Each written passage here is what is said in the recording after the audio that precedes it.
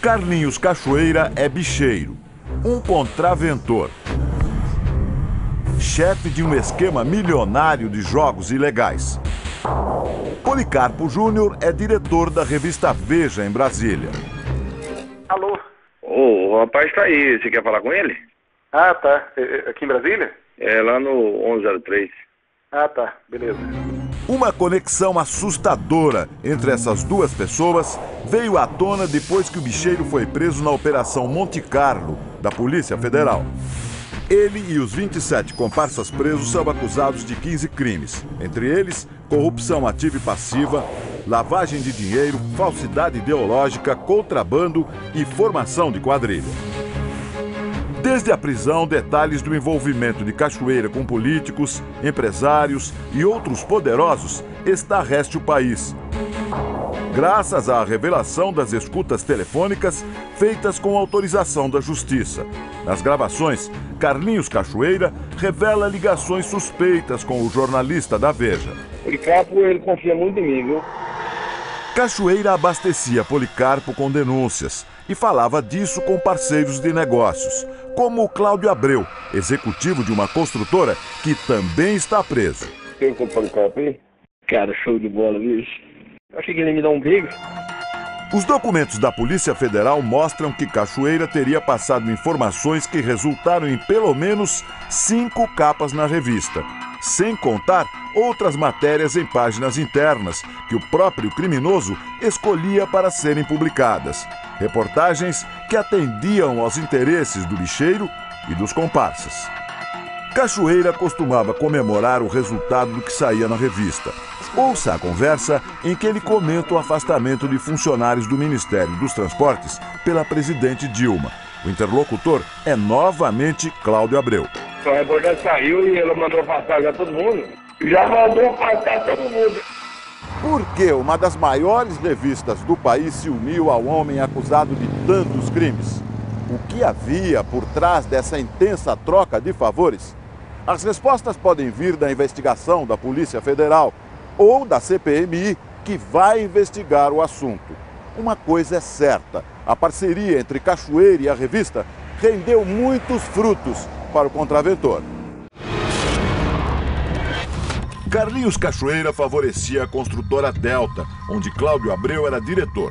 Segundo a investigação, Cachoeira ajudava a Delta a conseguir negócios com o poder público em vários estados e também no governo federal.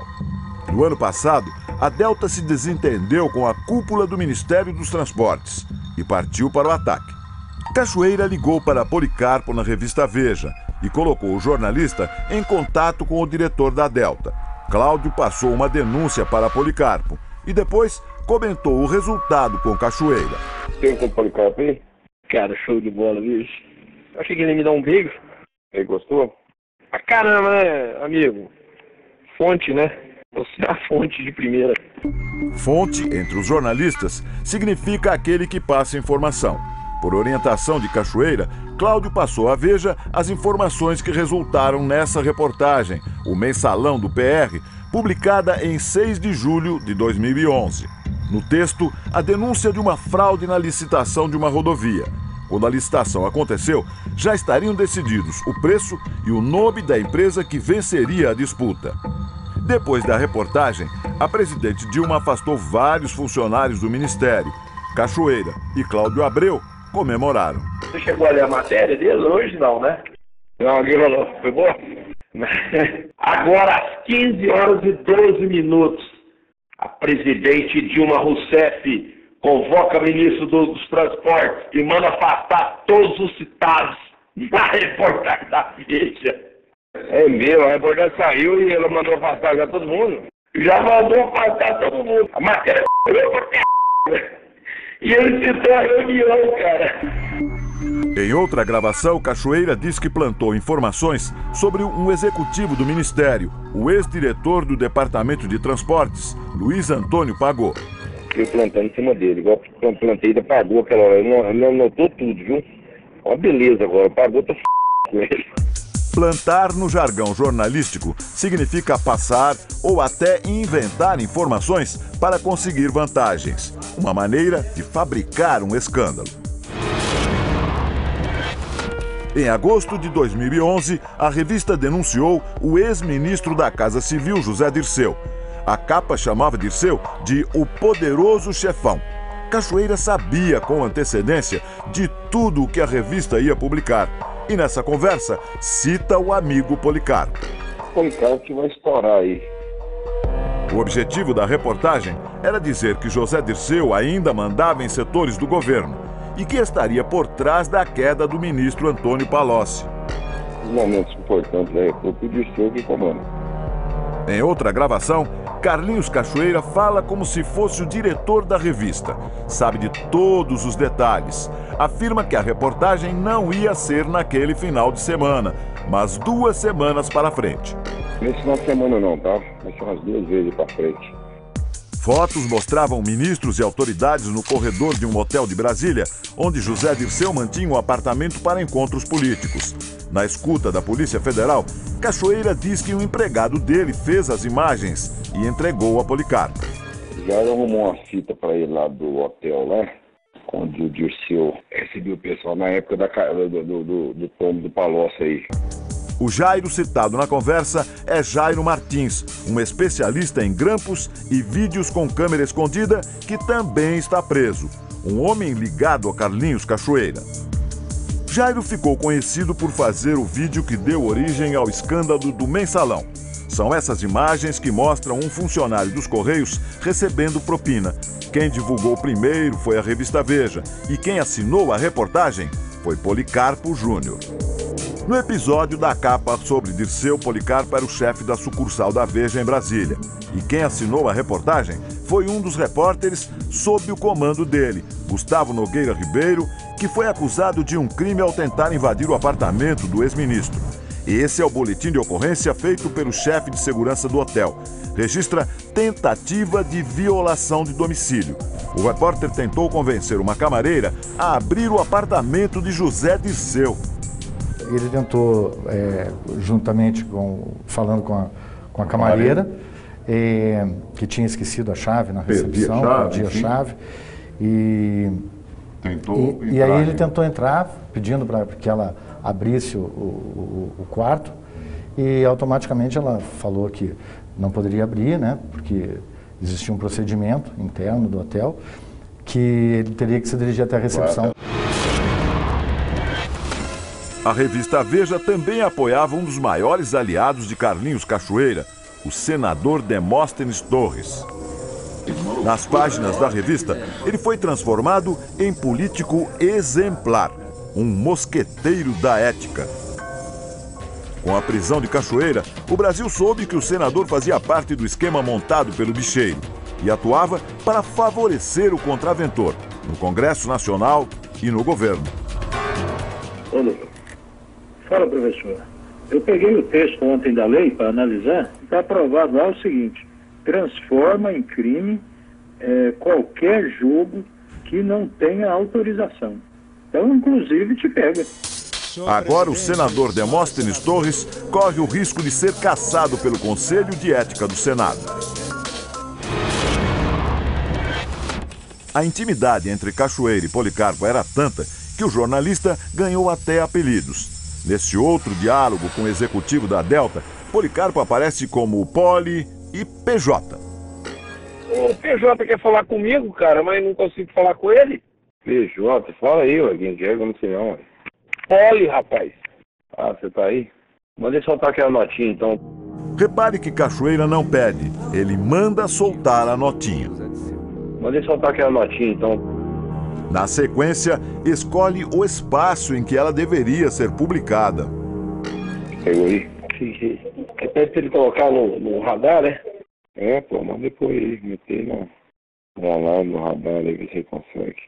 Pode pôr no online, mas tá bom. Se for na revista, melhor ainda. Radar é o nome de uma das colunas de informação da Veja. Tem um espaço fixo na versão impressa e no site da revista.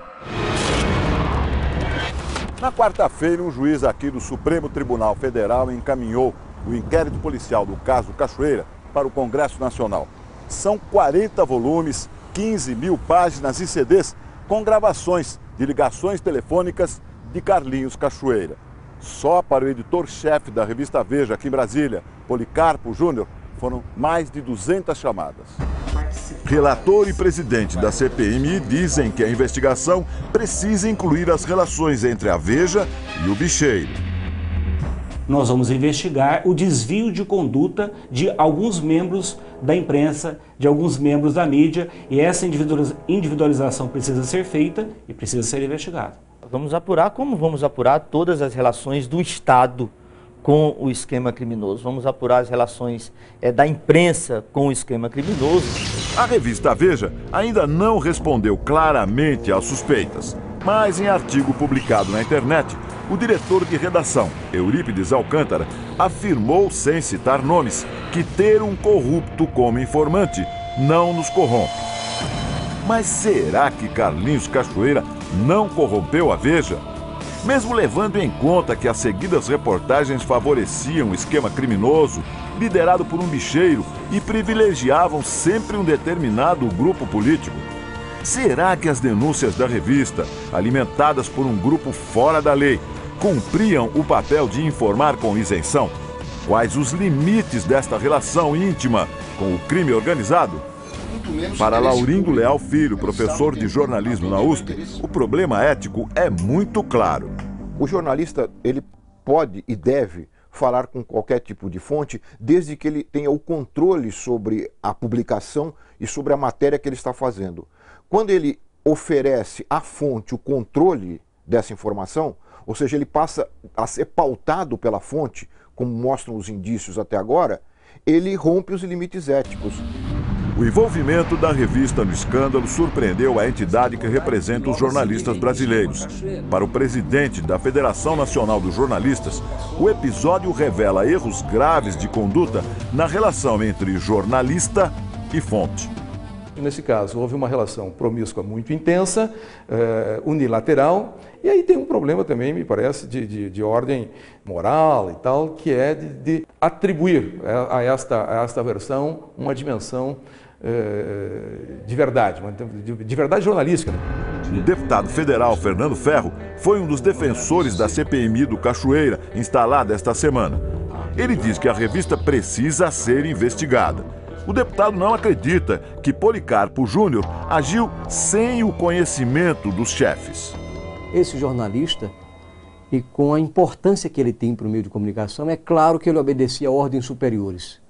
Para dar essa linha editorial para esse material jornalístico, tinha interesses políticos e ideológicos por trás disso. Para o deputado, a CPMI deve convocar não só Policarpo, mas também o presidente da empresa que publica a Veja, o empresário Roberto Tivita. Na minha compreensão, ele é o principal responsável, ele é o dono dessa revista, desse grupo, e ele operou com vontade. Um escândalo parecido aconteceu no ano passado na Inglaterra. Rupert Murdoch é dono de um dos maiores grupos de comunicação do mundo. Um dos jornais dele grampeou ilegalmente celebridades, políticos e até a família real. Alguns jornalistas subornaram policiais e acabaram presos. O jornal de Murdoch fechou e o magnata teve de se explicar numa comissão parlamentar. Um relatório concluiu que o milionário fez vista grossa para as ilegalidades praticadas. E a punição pode ser o fechamento de todos os negócios dele na Inglaterra.